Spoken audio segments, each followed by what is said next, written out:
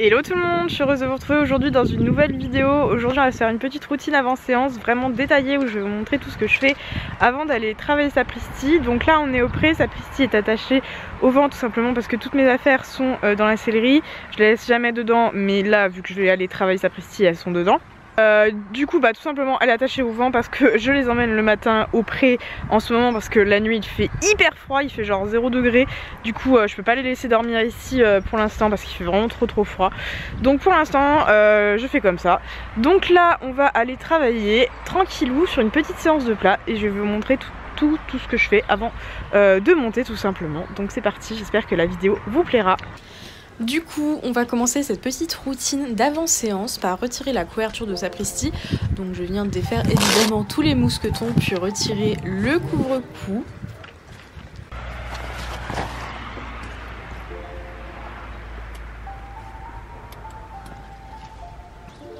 Une fois que tout est fait, on retire la couverture. Et puis ensuite je vais venir étirer les postérieurs de Sapristi. Elle aime beaucoup les étirer avant d'aller travailler. Donc je fais le premier et ensuite je fais le deuxième postérieur. Donc c'est normal qu'elle le remonte comme ça. Elle les tire d'abord un petit peu devant et ensuite elle les tire en arrière.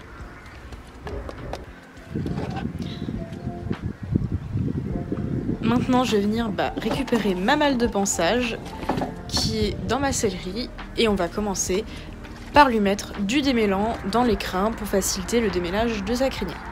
Donc là comme vous pouvez le voir j'en mets beaucoup tout simplement parce qu'il n'y a plus beaucoup de démêlant dans ma bouteille, c'est la fin de la bouteille, du coup ça en met vraiment très peu à chaque pchit. J'en mets que dans les crins de la queue parce que dans les crins de la crinière elle en avait déjà beaucoup.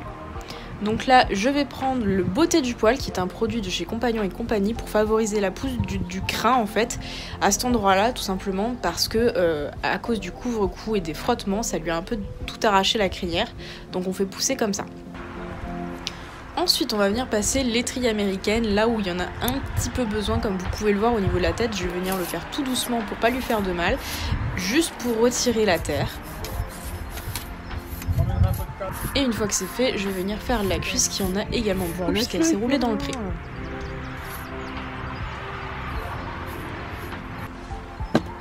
Une fois que j'ai passé l'étrille américaine, sur les endroits où il y en a besoin, je vais passer le bouchon. Donc c'est un bouchon de la marque Borstic. Et on va venir le passer partout là où il y a besoin. Donc notamment en ce moment pour retirer le plus possible de poils qui sont morts suite à sa mue, parce qu'elle est en train de muer actuellement avec le printemps. Donc forcément elle perd beaucoup de poils. Donc ça me permet de vérifier sur les membres si les membres vont bien, s'il n'y a pas de grosseur ni de chaleur, s'il n'y a pas de petites blessures, etc. Donc j'aime bien pouvoir passer le bouchon partout pour justement vérifier si tout va bien. Tu vas être plein de poils. Ah ouais?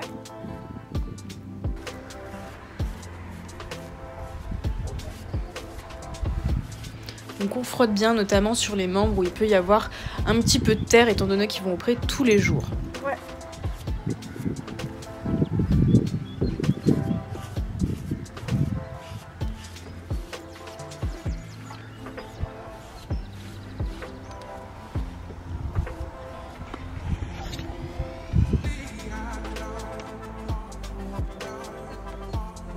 Là comme vous pouvez le voir, j'assiste là où il y a des zones notamment dans les plis de la peau pour bien nettoyer, pour éviter qu'elle blesse au niveau du passage de sangle, surtout elle qui est vraiment très sensible.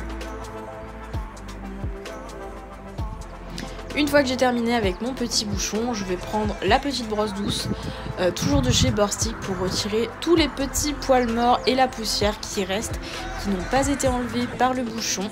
Donc là je vais pouvoir venir le passer vraiment partout. Vous pouvez voir les petits poils qui s'envolent. On adore la fin de l'hiver avec la mue et les poils qui s'envolent. Après vous en avez partout.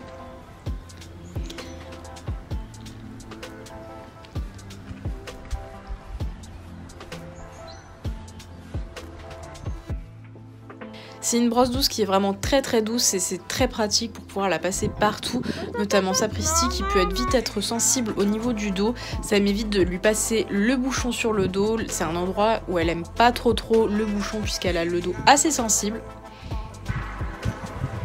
Ensuite, une fois que j'ai fini avec ma petite brosse douce, je vais venir lui brosser et démêler les crins de la queue. Donc je tiens bien les crins de la queue et je commence par le bas pour éviter de casser les crins. Et une fois que c'est démêlé, je fais le reste. Ensuite, je vais venir faire la crinière pour la remettre du bon côté. Donc, comme vous pouvez le voir, on voit bien son trou de crinière dont je vous parlais tout à l'heure à cet endroit-là. Et une fois que j'ai fini avec les crins, je vais venir lui passer la brosse douce sur la tête pour faire exactement comme avec le corps, c'est-à-dire retirer les petits poils morts et la poussière qui n'ont pas été retirés avec le coup de bouchon tout à l'heure.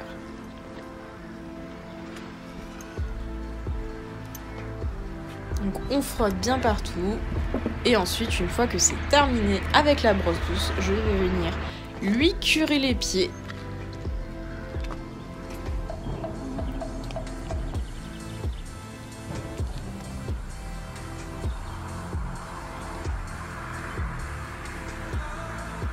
Donc je prends soin de bien nettoyer les pieds, c'est hyper important pour ma part juste avant d'aller bosser.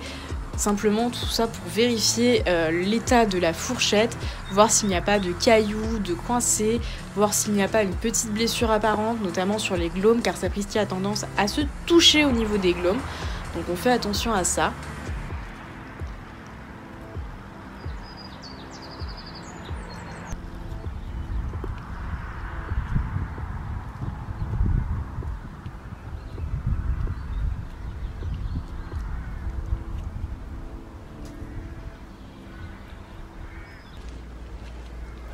Une fois que c'est terminé, le petit pansage, je vais venir récupérer mes guêtres qui sont rangées dans un sac.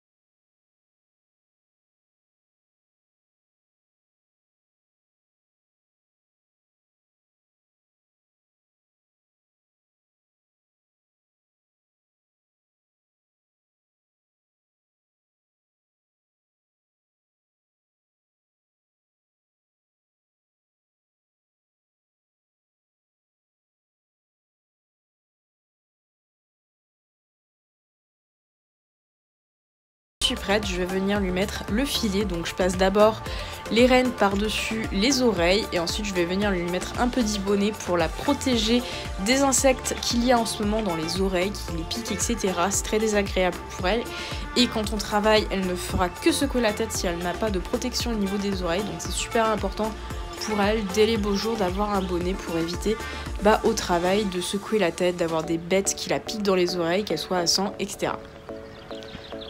Ensuite, eh bien, je lui mets mon petit filet pour travailler sur le plat.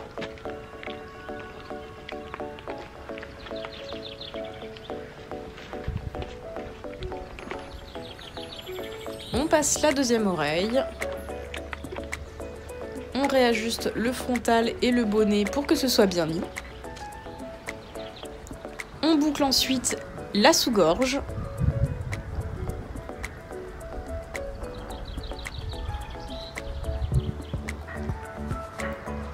Ensuite, on finit par ajuster la muserolle. Personnellement, je la mets toujours au plus lâche, donc au dernier trou le plus relâché. Et voilà. Bon bah voilà, tout le monde est prêt à aller travailler tranquillou sur le plat. On va faire un petit stretching aujourd'hui. Donc bon bah bien évidemment, comme c'est une routine d'avant-séance, je vous mettrai pas les images. Et puis de toute façon, je suis tout seule pour filmer, donc ça aurait été trop compliqué, malheureusement. En tout cas, j'espère que cette petite vidéo vous plaira. Bien sûr, vous aurez son homologue routine d'après-séance après, bien entendu. Pas forcément, je la tournerai pas forcément aujourd'hui, mais je vous en ferai une avec plaisir. En tout cas, j'espère que celle-ci vous aura plu. J'espère que les différents petits plans vous auront plu également. Là, je vais aller ressangler, je vais me mettre à cheval et c'est parti pour notre séance de plat. Je vous dis à très bientôt pour une nouvelle vidéo. Ciao!